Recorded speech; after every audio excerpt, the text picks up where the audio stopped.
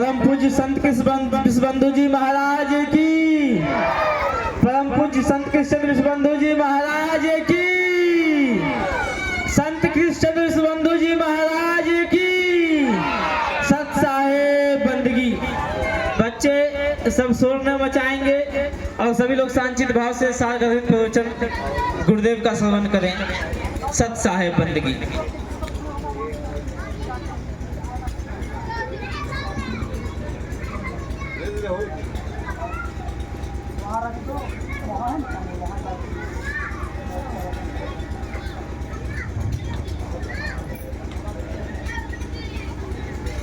कामदूत मग्ने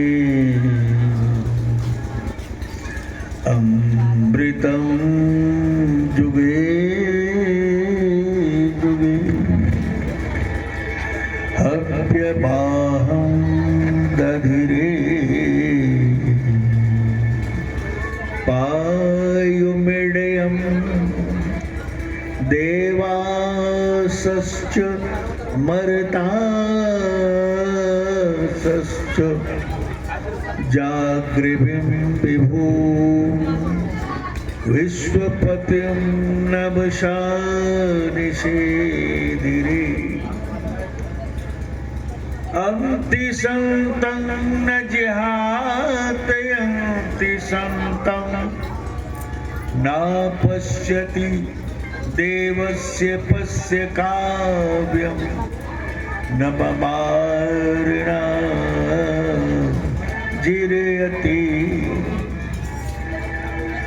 वेदादितत्त्वम् अखिलं निजभाषयाय सम्यग्धवाज वचना विषयं स्वरूपं सर्वं चरणं शरणं कबीर नित्यं नमामि नमता।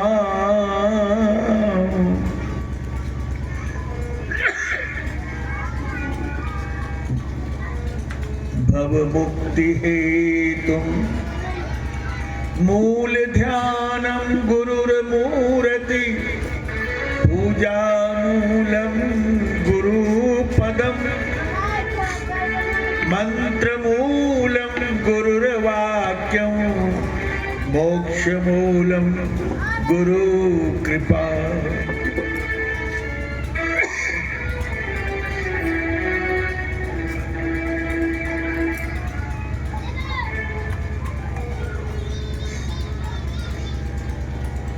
सर्वप्रथम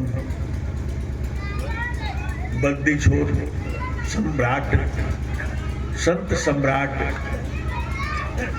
सदगुरु कबीर के हंस आत्माओं, आप सबों को मेरा अभिनंदन है। मंचस्थ धनभागी आत्माओं को भी मेरा वंदन है और परिसर में जितने महान आत्माएं बैठे हैं उन सबों का भी अभिनंदन।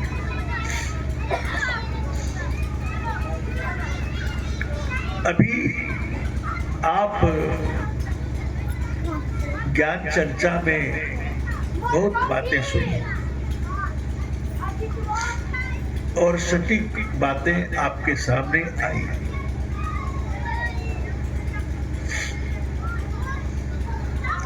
इस जीवन का जो उद्देश्य है वह उद्देश्य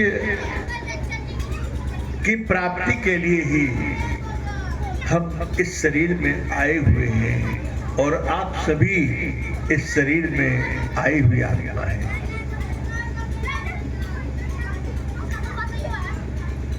और सदगुरु कबीर साहब इस संसार में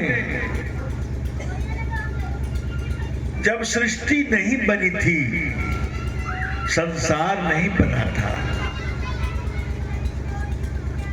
तब से ही आत्माओं के उत्थान के लिए लगे हुए हैं।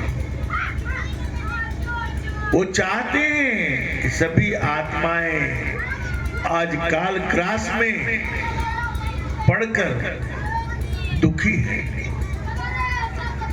और इन आत्माओं को मैं अमर लोक पहुंचाकर अमृतानंद में निमग्न कराकर कैसे परम सुखी कर दूं, जिसमें कि लेस मात्र भी दुख ना हो। विचार कर देखें, इस प्रकृति जगत में बौद्धिक आधार है केवल विचारने के लिए। बुद्धि जड़ है, चेतन नहीं है। और इस बुद्धि, जड़ बुद्धि से आप विचार कर सकते हैं, कोई विचार नहीं करता, विचार भी नहीं करते। हम संसार में क्या लेने आए थे और क्या कर रहे हैं, क्या ले रहे हैं। सभी आत्माएं अपने माता के गर्भ में प्रार्थना करते हैं, प्रभु इस नरक से बढ़कर जो दुख है इससे जल्दी निकाल दो, मैं तुझे कभी नहीं भूलूंगा। लेकिन यहाँ परत दर परत भूल ही है। इतना विशाल भूल है, उसमें सभी खप जाते हैं, सभी खो जाते हैं। इन दशाओं को भी देखकर साहेब बंदिश और कबीर कहते हैं, हे प्यारे उठो जागो और स्वतः अपनी तरफ चलो।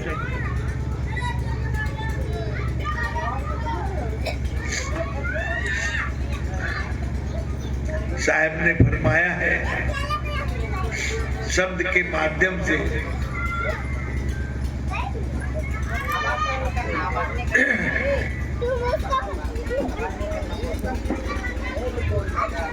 ए जियरा तू अमर लोक से परियो काल बस आई हो, मने स्वरूपी देव निरंजन तोहे राखे भरमाई हो। 5-25 3 का पिंजरा दामे तो को राखे हो, तो को बिसर गई सुधि घर की अहिमा अपनी महिमा भाखे हो। सारे संसार में मन की ही पूजा हो रही है। मन को खुश करने के लिए एड़ी चोटी पसीना कर रहे हैं, फिर भी मन खुश नहीं होता है। और फिर मन खुश होए क्यों? क्योंकि मन तो चंचल है। मन एक जैसा रहता ही नहीं है, और हम मन को खुश करना चाहते हैं। कितनी बड़ी भूल है। फिर यह मन मानता ही नहीं। मन के पीछे बुद्धि है। बुद्धि जड़ होते हुए बुद्धि से विचार भी नहीं करते। क्यों नहीं विचार करते? कि मन थोड़ा ठहरे तो। मन ठहरता ही नहीं, तो बुद्धि में विचार की शक्ति कैसे आएगी? बुद्धि के बस में मन को होना चाहिए, लेकिन बुद्धि भी मन के ही बस में है। अहंकार भी उसी के बस में है। चित्त भी, चित्त तो कैमरा है। चित्त तो आपके जितने क्रियाकलाप हैं उन्हीं का फोटोग्राफी करता है, और आप उसके मन के और इंद्रियों के क्रियाकलाप में जो कर रहे हैं उसकी तस्वीर निगेटिव रूप में तैयार करके आपके लिए छोड़ता चला जा रहा है। जब आपकी मृत्यु हो जाएगी तो फिर उस कैमरे में, चित्ररूपी कैमरे में खींचा हुआ नेगेटिव जो है वह पॉजिटिव बनेगा आगे चलकर, तो आपको भोगना पड़ जाएगा। और सभी भोग रहे हैं, सभी उस प्रारब्ध को ही भोग रहे हैं। प्रारब्ध उसी कैमरे का नेगेटिव से पॉजिटिव किया हुआ एक शरीर है, उसी के द्वारा आज हमारा शरीर, जीवन, मन के नियंत्रण में जो जो कार्य हुए हैं वह सभी आज हमारे सामने होता है। हम सोचते हैं कि ऐसा तो मैंने कभी सोचा भी नहीं था, ऐसा कैसे हो गया। ऐसा हर व्यक्ति के सामने स्थिति आती है। आप सोचते हैं कि ऐसा कैसे हो गया, अब तो सोचे भी नहीं थे। लेकिन जो विज्ञ पुरुष है, जो ज्ञानी है, उसे समझ में बात आ जाती है कि हो, यह तो मेरे ही पूर्व के किए हुए कर्मों का फल प्रारब्ध रूप में आया है, तो इसे भोग लेना चाहिए, ताकि मैं जो इस पथ पर चलकर अपनी ओर लौटना चाहता हूं वह तो छूट जाएगा। इसके चक्कर में भोग ही लेना चाहिए। वो सब तो उसको भोग लेते हैं, चलो ठीक है, लेकिन जनसाधारण में लोग उसे भोगना नहीं चाहते।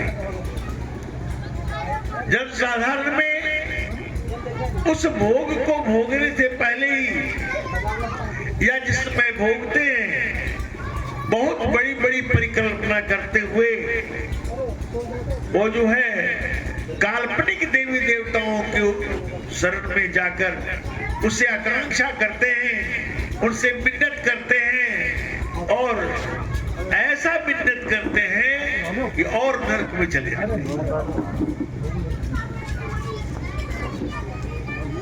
एक तो भोग रहे हैं, उसके बाद नई नई परिकल्पना करते हुए, उम्मीद करते हुए उन काल्पनिक देवी देवताओं से मांगते हैं, और जब उसे संजोग बस उसके दुख दूर हो जाते हैं, जितना भोग है उसको भोगने के साथ साथ समय खत्म हो जाता है, तो दुख छूट जाता है, फिर वो अच्छे हो जाते हैं। तब कहते हैं ओ हमने जो मांगा था उन्होंने दे दिया, और उसके बदले जो है उस पर विश्वास कर लेते हैं। मैं यही कहता हूं, अपनी बात कहूं तो आपको विश्वास ना हो, पर कबीर साहब की बात कहता हूं, अरे मन धीरज काहे ना धरे, शुभ और अशुभ कर्म पुरविले, रत्ती घटे न बढ़े, अरे मन धीरज काहे न धरे, होनहार होवे सो होवे, चिंता का करे, अरे मन धीरज क्यों न धरे। हर व्यक्ति के अंदर धैर्य धारण करने की क्षमता है, पर वह अधीर क्यों हो जाते हैं, और ज्ञान नहीं होने के कारण अधीर हो जाते हैं। और अधीर जो होते हैं वह ज्ञान नहीं होने के कारण, ज्ञान क्यों नहीं है, वो संतों की ओर आगे नहीं बढ़े, सत्संग रूपी गंगा में स्नान नहीं किए, संतों की सेवा नहीं की है, और जहां तहां यत्र तत्र झूठे परपंची जगहों में पड़कर विश्वास करते, इसलिए उनके जीवन में केवल टेंशन फ्रस्ट्रेशन ही रहता है, दुख तो होगा ही, सुख भी होगा ही। ये दुख सुख जो दोनों पार्ट है वह प्रकृति के हैं, सांसारिक हैं, भौतिक हैं। और यह शरीर भौतिक है, प्राकृतिक है, सांसारिक है। इसमें दुख सुख दोनों होता है। इसका धर्म है दुख भी भोगना और सुख भी भोगना।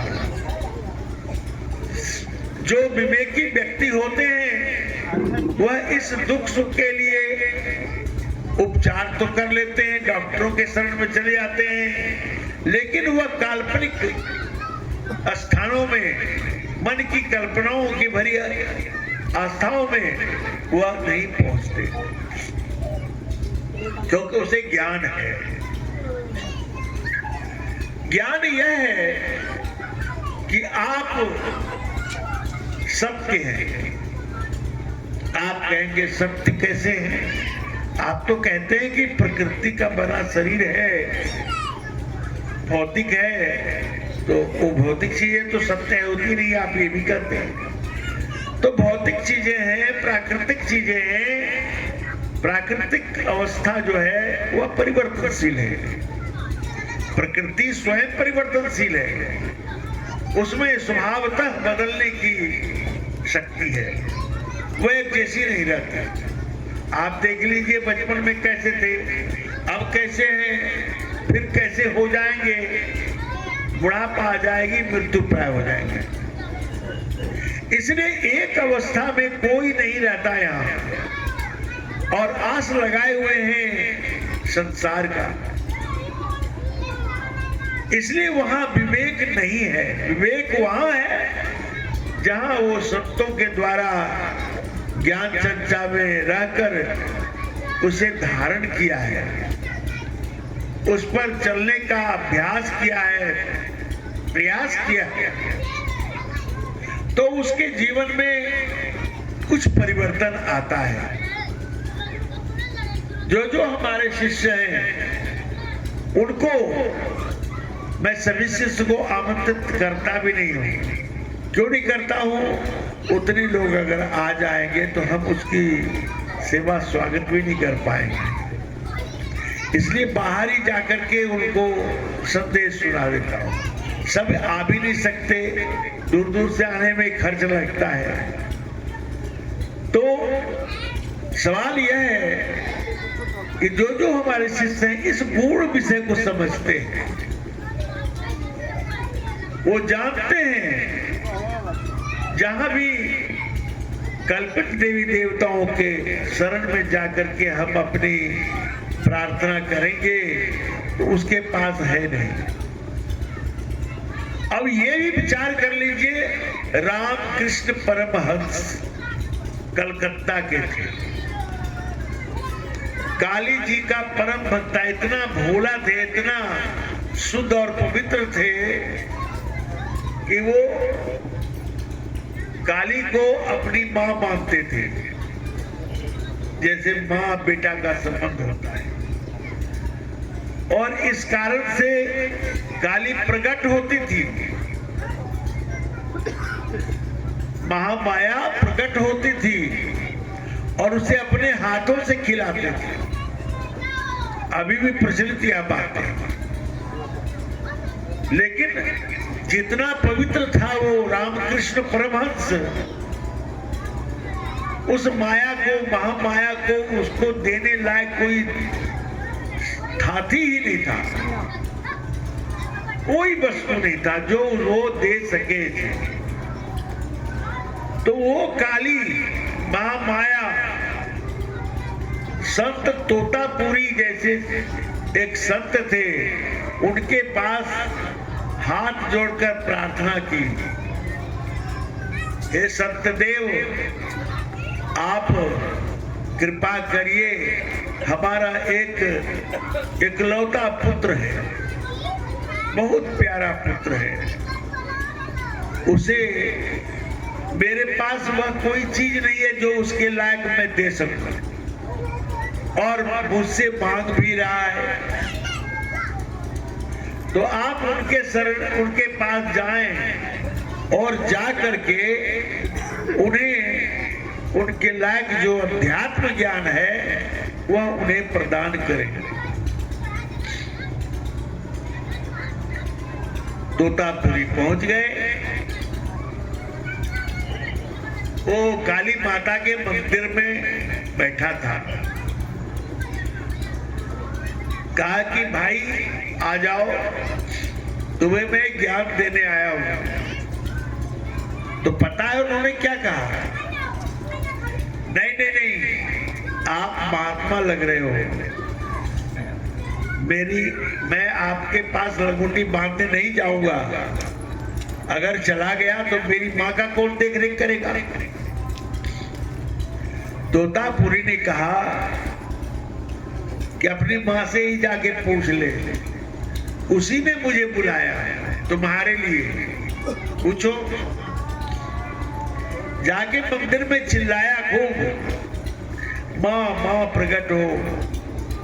देखो मुझे एक सन्यासी आया है, अपना चेला बनना चाहता है, मैं क्या करूं?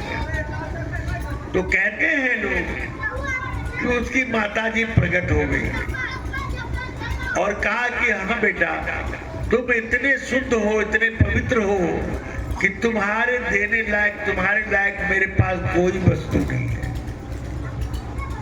मैं तो महामाया हूं, मुझे क्षमता कहां ज्ञान देने का।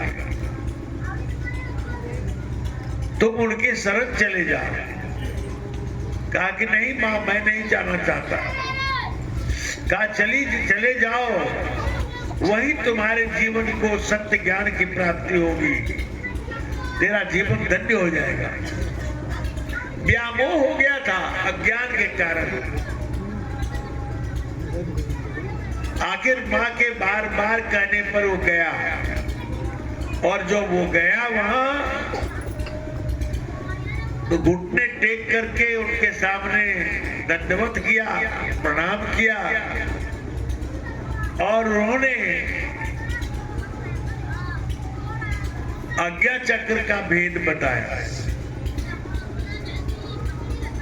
तो आज्ञा चक्र पे वो ध्यान लगाया। तो कहा कि तुम क्या देख रहे हो? कहा क्या देखूंगा, मेरी माँ मेरे सामने है। मेरी माँ मेरे सामने है, क्योंकि उसका मन उसमें लगा हुआ था।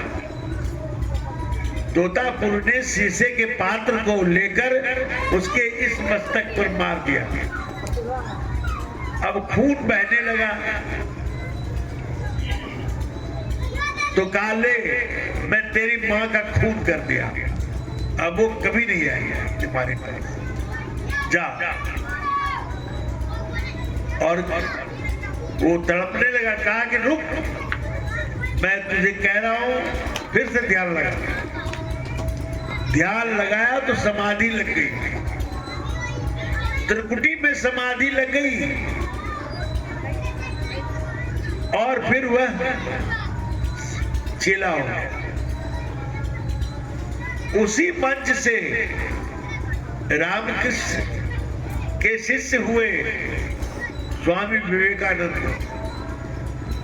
स्वामी विवेकानंद के अंतिमावस्था में उसे लैरिंक्स में कैंसर हो गया, और कैंसर से व्यथित होकर के, पीड़ित होकर के रहने लगे।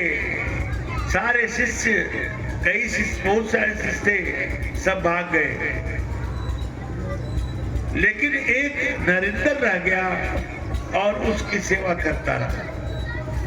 जब शरीर, वह अपनी जान पर अपने गुरु का सिर रख करके अंतिम सांस ले रहा था, तो नरेंद्र को कहा, जाओ, तू विवेक से भरा हुआ शिष्य हमारा निकला।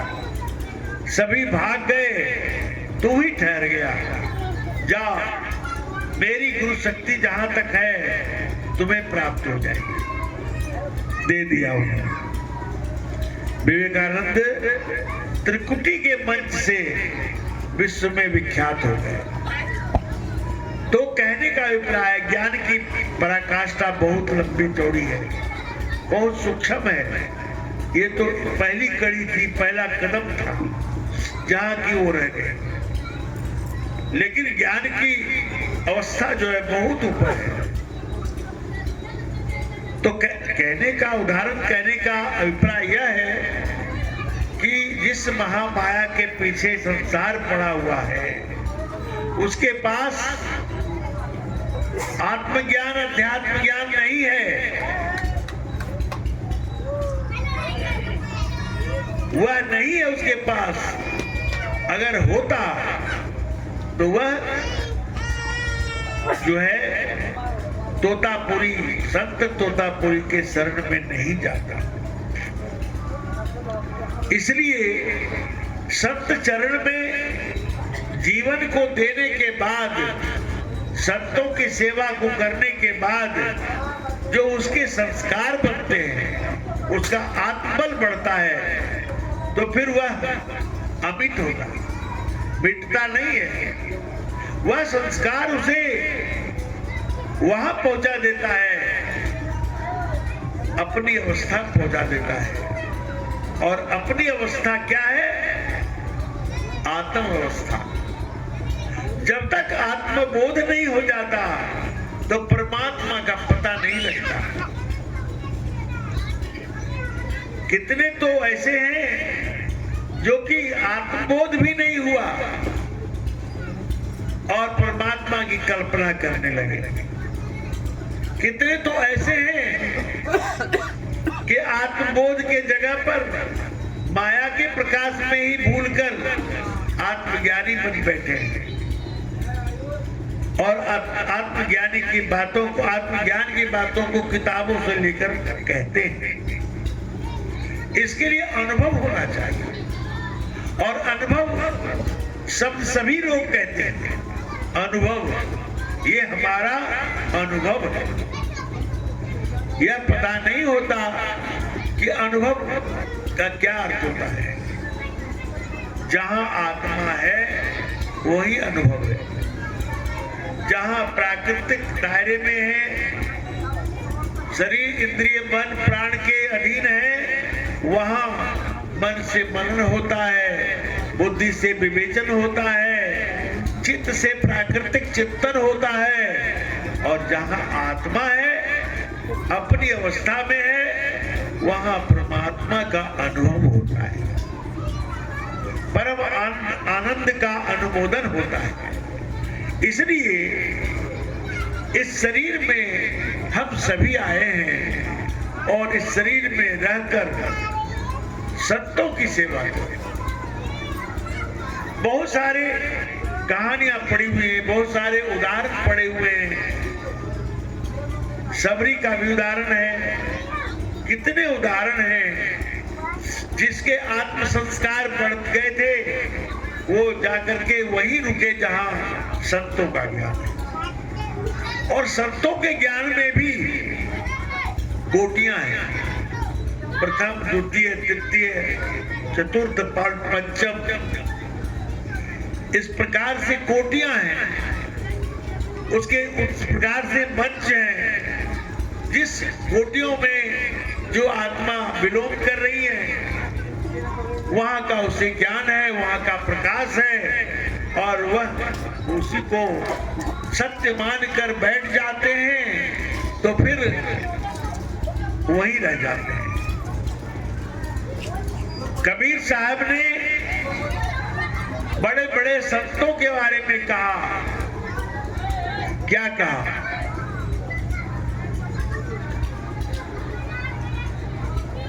दत्तात्रेय परम नहीं जाना, मिथ्या साध भुलाना, सलिल मथि के घृत को काढ़ी दाई समाधि समाधि।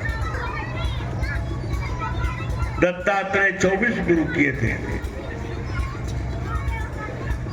और साहब ने कहा कि ये मर्म नहीं जान पाए।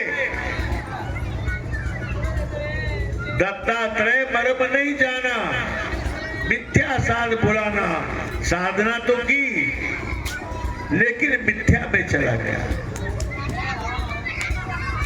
प्राकृतिक दायरे में ही रह गए। सलिल मथि को घृत को काढ़ी, सलिल मने होता है पानी, पानी को मत करके घी निकालने का प्रयास किया। ऐसा नहीं होता है। पानी को मत करके घी नहीं निकलता है। पानी तो पानी है। प्रयास किया होगा। गोरख पवन राखी नहीं जाना। गोरख मुनि थे या जो भी थे, जोगी थे, उनके बारे में कहा, इन्होंने हठ योग किया, प्राणायाम किया, उसमें थोड़ी बहुत जो सिद्धियां आई उससे दुनिया को बांटा। लेकिन कबीर साहब ने जो कहा उसका स्मरण करो जो इन सारे परिधियों से ऊपर है।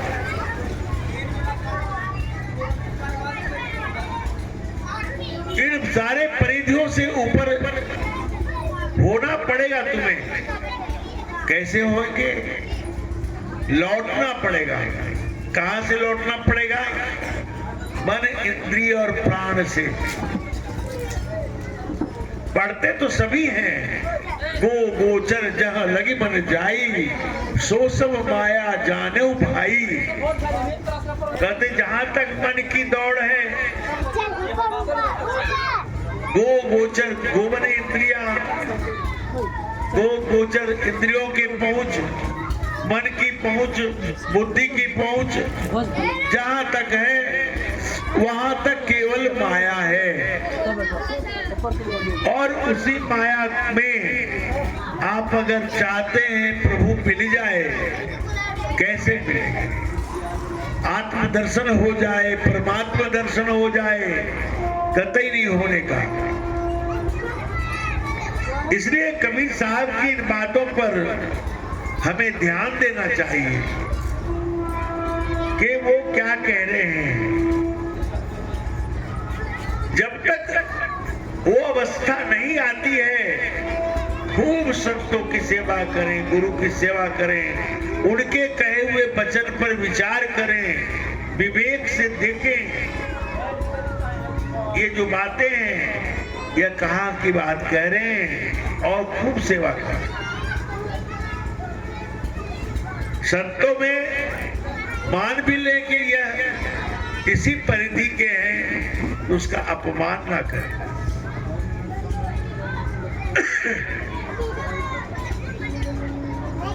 लोग कबीर पंथ में आ जाते हैं और कबीर पंथ में आने के बाद अपने आप को समझने लगते हैं कि सब बेकार है। सबके ज्ञान को थोथा भी कहने लगते हैं और कटु शब्दों में भी कहें। वो कहना नहीं है। बात है जिज्ञासु के ताई जो बातें कहनी चाहिए वही कहनी।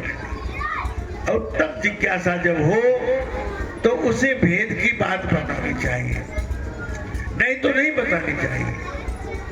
उन्हीं की प्रशंसा करके उन्हें बड़ा समझना चाहिए, बड़ा मान लेना। चलो भाई ठीक है।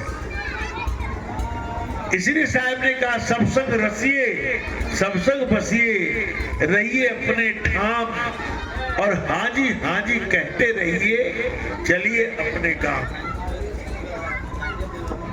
इन सारी बातों को कबीर साहब ने अपने सच्चे साधकों को समझाने का प्रयास किया है।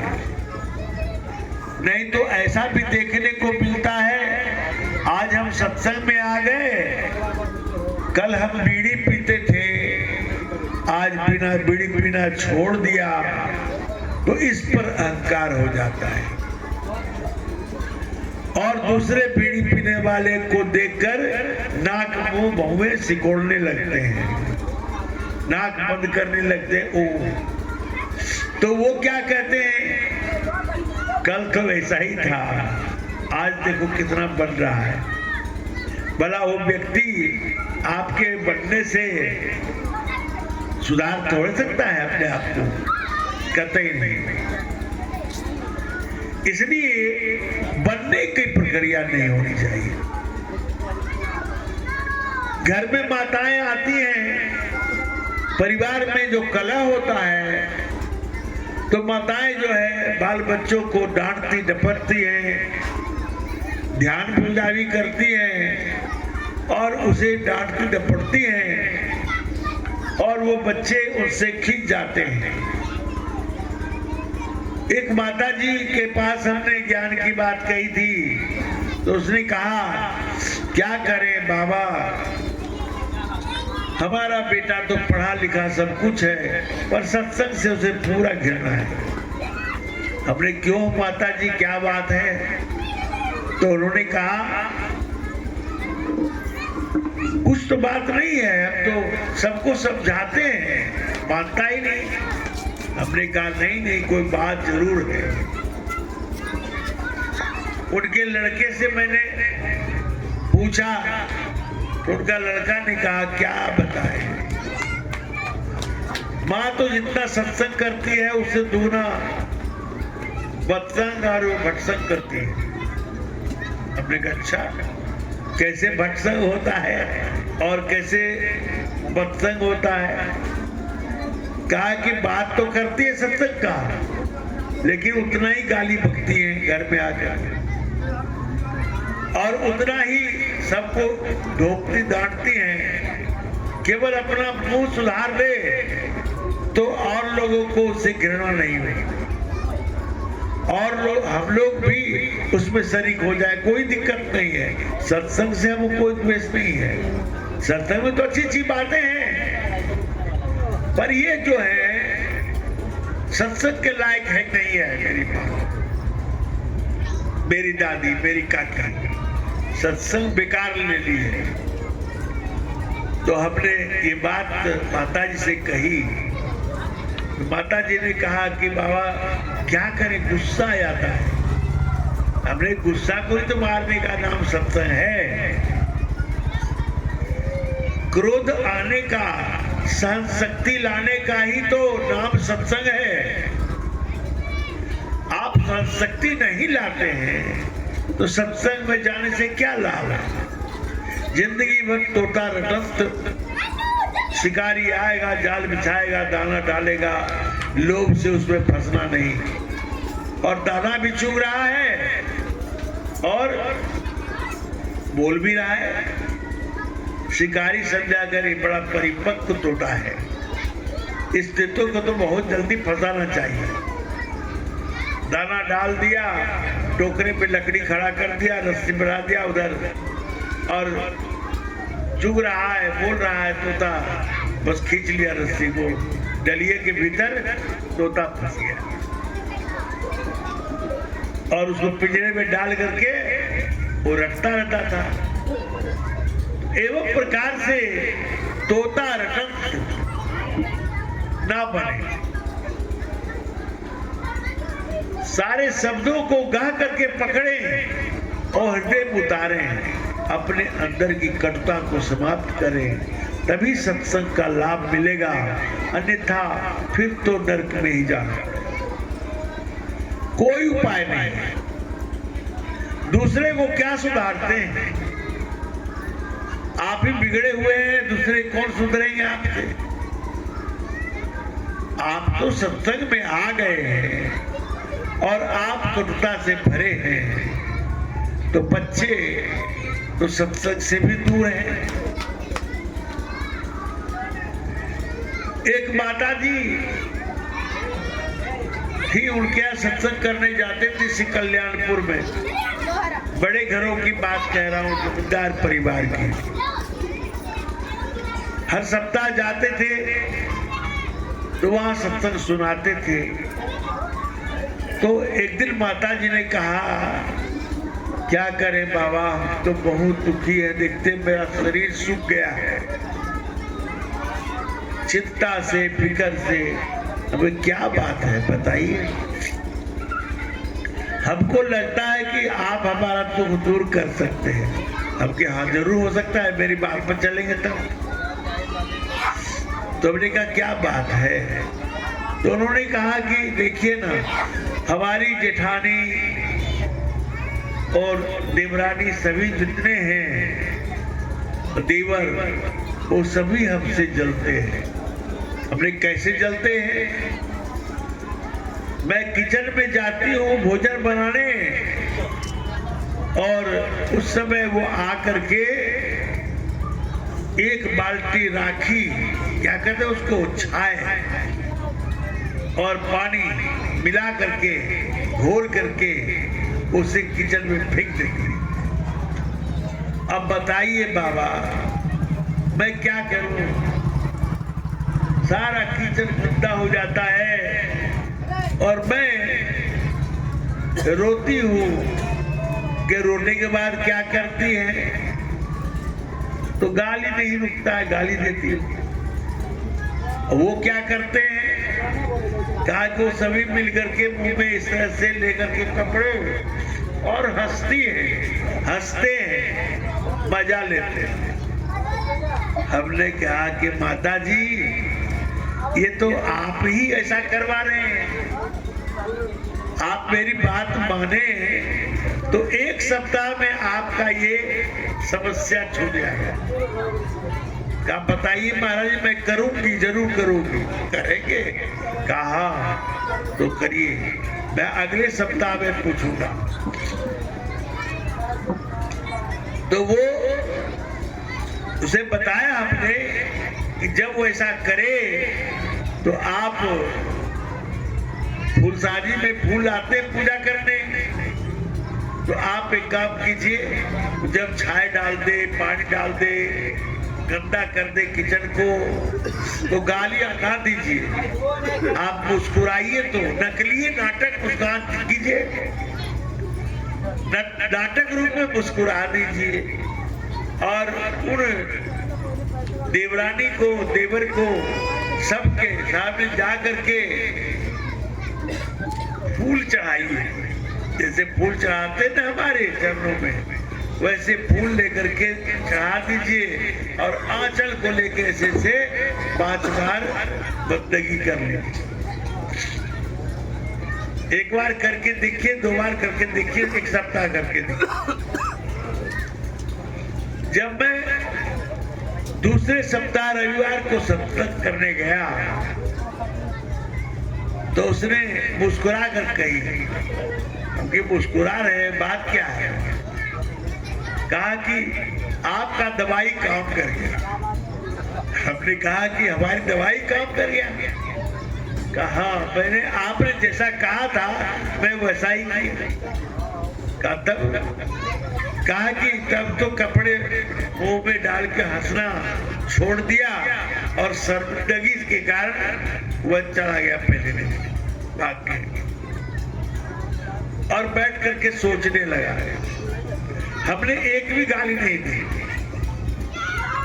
हमने कहा देखा, प्रेम से जीता जा सकता है किसी को भी। गाली मार और तलवार से कोई नहीं जीत सका आज तक। कट जाता है, मर जाता है, कुछ भी हो जाता है, लेकिन प्रेम से सबको बदल सकते हैं आप। तो बदल गया उसका परिवार और घर में समरसता आ गई। फिर उसी का आदर करने लगे। तो कहने का अभिप्राय है, जब हम सत्संग में आ गए तो हमारे अनुज है, हमारे बेटे हैं, बहुएं हैं, हमारे परिवार में सब हैं, उनके साथ हमारा सामंजस्य कैसे बढ़े, उनके दिल को मैं कैसे जीत सकूं, इसका उपाय करना चाहिए। देखिए, कबीर साहब ने कहा, क्षमा बड़न को चाहिए, छोटन को उत्पात। कहा विष्णु का घट गया, भृगु ने मारी लाख।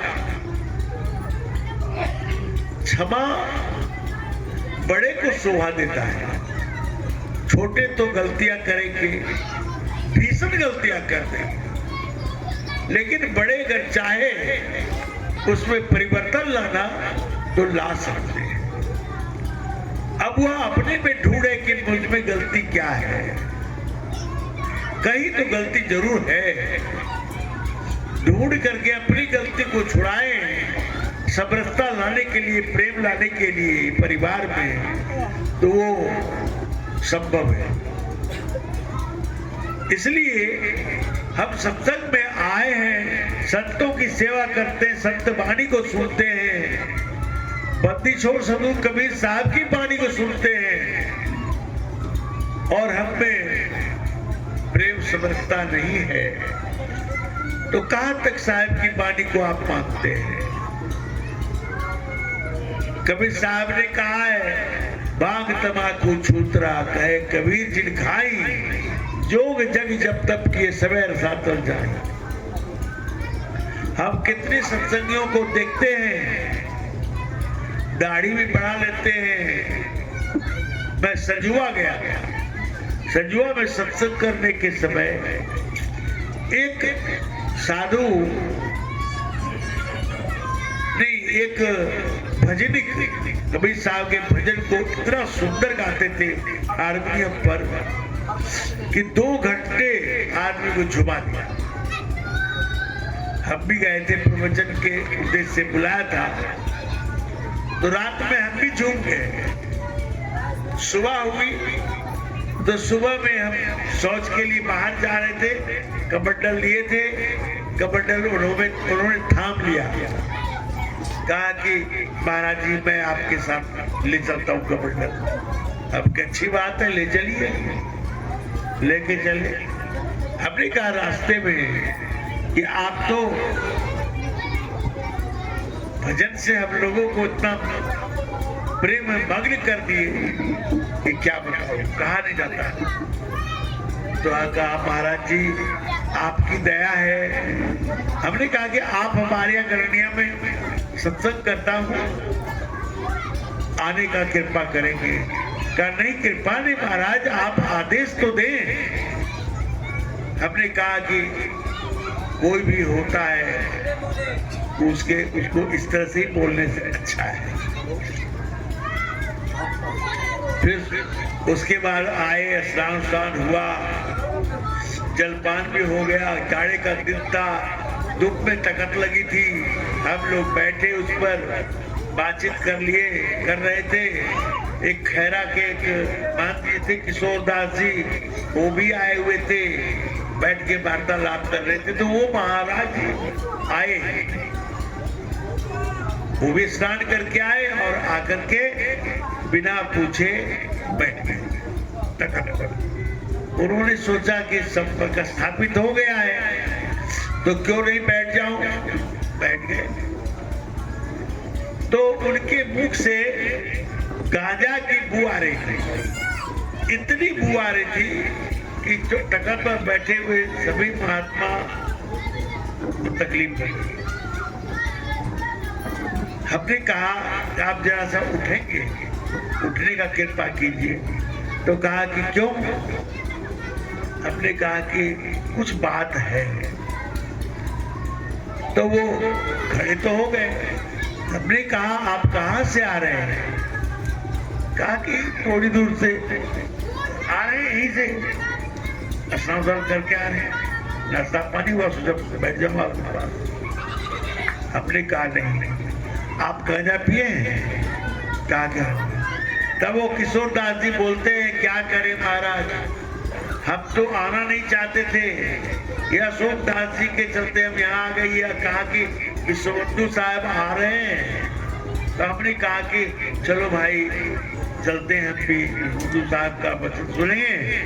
और नहीं तो हम, पिछले साल की बात है, एक रूप में इन्होंने हमको ठहरा दिया तखत पर देकर, और नीचे पुआल बिछा था, सारे गजेड़ी लोग बैठ करके रात भर गांजा पीता,